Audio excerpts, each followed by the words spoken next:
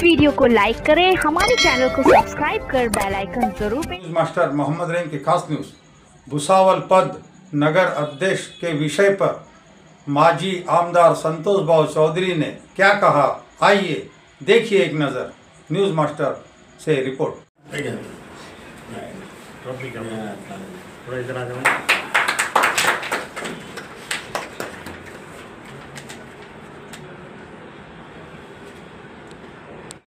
थोड़ा पीछे आओ, पीछे घूमे का मतलब हम देखते हैं। अभी तो ओके मिटा दो भाई।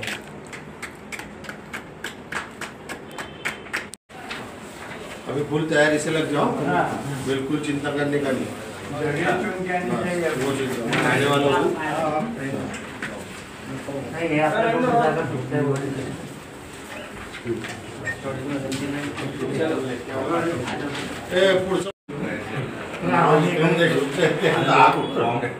विक्रम देशमुख आले नाही का? विक्रम देशमुख आला नाही आहे, राजेश भी नाही आला। तुझा वार्ड नंबर काय?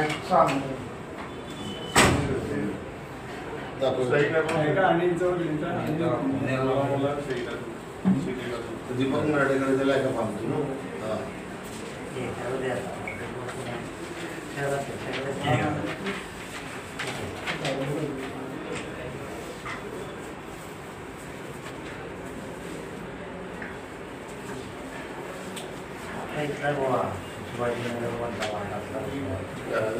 नाही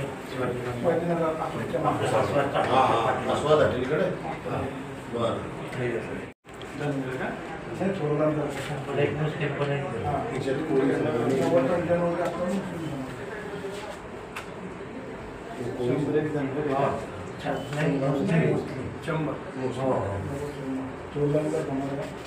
बाकी इतर किती वर्धन ते 280 वर्धन ना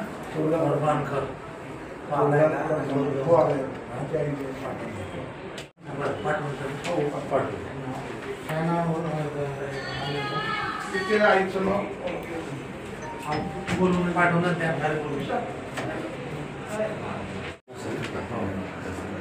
बाकी सगळी तयारी आहे तुमची व्यवस्थित। हां, एकदम ताकदीने लढायची, काही चिंता करायची नाही।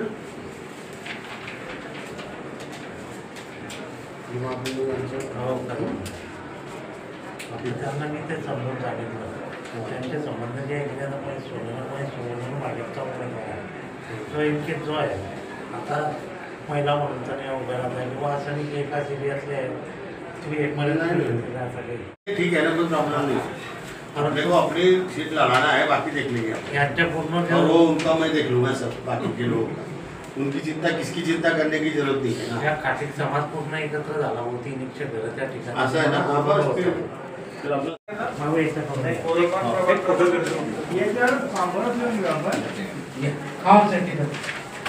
आपल्यासोबत इथे होते भाऊ सरकारी सोसायटी मला लक्षात आहे ना।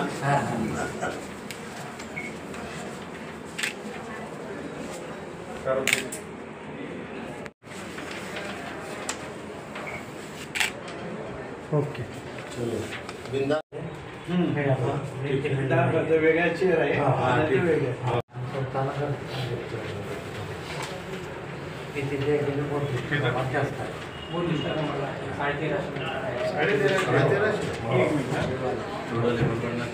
साडेतेराशे बौद्ध नंतर, कारण ती संख्या मला जास्त हे नाही, मला ती माझी समाजाची बी संख्या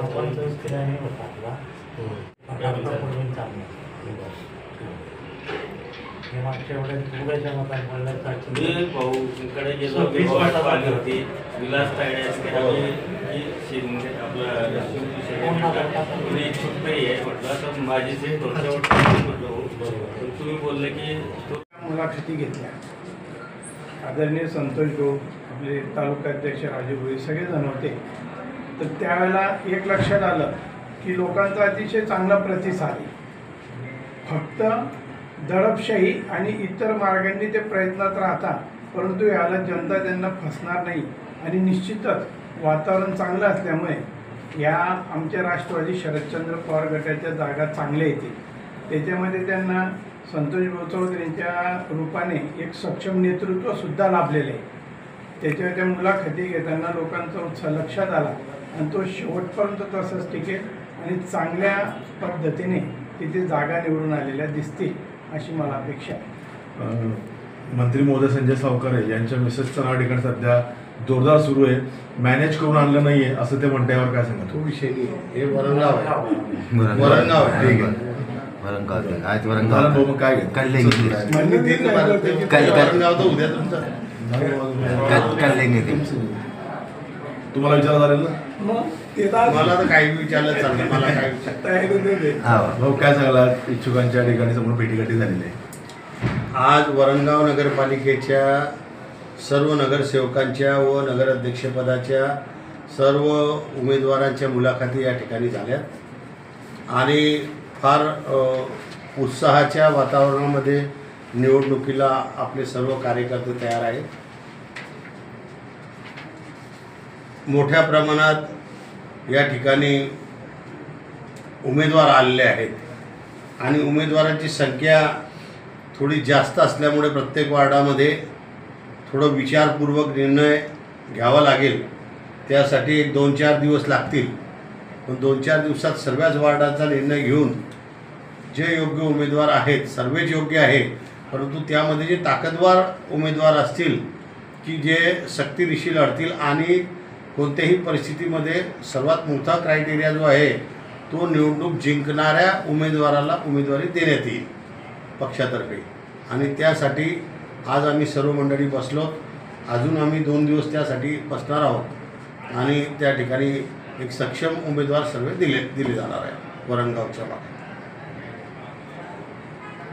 काय वरणगावचं नगराध्यक्षाचं जे आहे राजेंद्र चौधरी यांचं नाव खोडकेसाहेब, आम्ही नाताभाऊ, आम्ही सर्वांनी मिळून एकत्रितरित्या या ठिकाणी फायनल केलेलं आहे आणि नगराध्यक्षपदासाठी म्हणजे आज उमेदवारी घोषित केलेली आहे असं आपण समजून घ्यावं. फक्त राहिला विषय नगरसेवकांचा, तर नगरसेवकांच्या याच्यामध्ये मोठ्या प्रमाणात मागणी असल्यामुळे एकेका वार्डात समजून घ्या 2 नगरसेवक निवडून येणार आहेत, पण त्या ठिकाणी 5-5 उमेदवार आहेत. जिथे 3 उमेदवार तिथे 10-10 उमेदवार आहेत. तर अशा ठिकाणी थोडं विचारपूर्वक निर्णय घेऊन सर्व सामाजिक परिस्थिती काय ते बघून त्या ठिकाणी सर्व समाजांना प्रतिनिधित्व मिळाला पाहिजे अशा पद्धतीने विचार करून आम्ही त्या ठिकाणी उमेदवार फायनल करणार आहोत. आज किती भेटीगाठी झाल्या या ठिकाणी इच्छुकांच्या? भेटीगाठी तर आता जवळजवळ 81 लोकांच्या झाल्या भेटी. खूप काही दिवसापूर्वी आपण स्टेटमेंट दिलं होतं की मॅनेज कोणाला तिकीट आहे आणि त्यावर संजय सावकारे म्हणाले की बा एकनाथरावचे खडसे आणि संतोष भाऊ हे म्हणतात की मी दोघांना निपटून घेऊ. बघा आता आम्हाला दोघांना निपटण्यासारखी जर ताकद तयार झाली असेल तर ती जनता दाखवेल ना. त्याच्याबद्दल आम्ही काय बोलायचं? आम्हाला म्हणजे ज्या दोघांनी राजकीय जन्माला घातलं तुला त्यांना निपटायच्या गोष्टी करतो हे सामान्य जनता समजून आहे. याचा अर्थ पैशाची घमंड जास्त झालेली आहे हे दिसून येते. परंतु एक खात्रीने सांगतो की जर का तुम्ही मॅनेज करून आणलेलं नाही आहे तर 6 महिन्यापासून तुम्हाला स्वप्न भटकत होते का SCचे? तुम्ही सांगत होते, हे पुऱ्या जनतेला माहिती आहे, पत्रकारांना सुद्धा माहिती आहे की 6 महिन्यापासून यांनी बायकोला डिक्लेअर केलं होतं. आता काही लोक सांगतात मला आज किंवा आज त्यांनी डिक्लेअर केलं असं माहिती पडलं. खरं आहे का? मला आयडिया नाही. जर डिक्लेअर केलं असेल तर मी त्यांना सांगितलं हे बाशी खबर आहे, हे तर 6 महिने पहिलेच ठरलेलं आहे सर्व. आणि ते जे म्हणतात की असं होते का, असं होते म्हणजे 33 मतदारसंघ जे आहे ते SCचे कशाच्या आधारे काढले गेले ते दाखवा ना, ते द्या. किंवा 1 ते 33 या कॅटेगरी खाली दिले गेले, या लोकसंख्येनुसार दिले गेले. असं काही ते ना डायरेक्ट 33 काढले आणि 33मधून 16 का 17 महिला काढल्यात.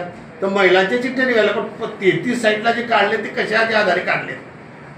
आणि मग मॅनेज नसेल तर मग मॅनेज करून आणलं आहे म्हणूनच तर. आणि मला काही लोकांचं असं म्हणणं आहे की बा मागासवर्गीय सीट झाल्यामुळे यांना काय त्रास आहे? मला काही त्रास नाही. तुमची माझ्याबरोबर लढायची अवकात नव्हती, हिंमत नव्हती, म्हणून तुम्ही हे करून आणलं आहे.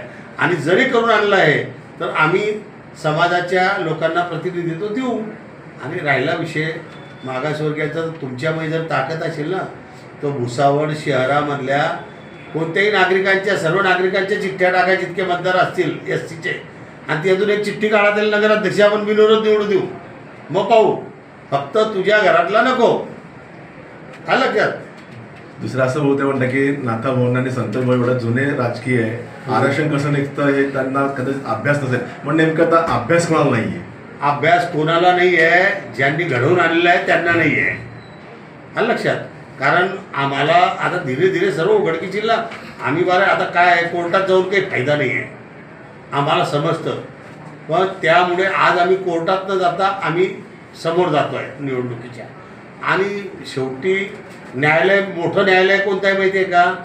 तर जनता आहे. जनतेच्या न्यायालयात तुम्हाला दिसून जाईल. बाकीचं काही सांगायची गरज नाही की कोण हुशार आहे. जनतेसमोर कोणीही हुशार नाही आणि कोणाची घमंडसुद्धा चालत नाही.